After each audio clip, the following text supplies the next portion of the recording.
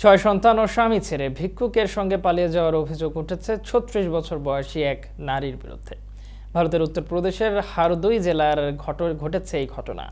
প্রতিবেদনে বলা হয়েছে, ওই নারীর স্বামী রাজু এই ঘটনায় ইতিমধ্যেই থানায় অভিযোগ দায়ের করেছেন। পুলিশ অভিযুক্তকে ধরতে অভিযান শুরু করেছে। অভিযোগে ৪৫ বছর বয়সী রাজু বলেছেন, স্ত্রী রাজেশ্বরী ও ৬ সন্তানকে নিয়ে হারদইয়ের হারপালপুর এলাকায় বসবাস করেন তিনি।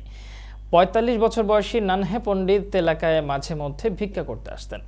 নানহে ভিক্ষা করতে আসলে প্রায় রাজেশ্বরীর সঙ্গে গল্প করতেন এবং তারা ফোনেও কথা বলত। অভিযোগে রাজু আরও বলেছেন, গত ৩রা জানুয়ারি আনুমানিক দুপুর ২টায় রাজেশ্বরী তার মেয়ে খুশবুকে বলে যে কাপড় ও সবজি কিনতে সে বাজারে যাচ্ছে।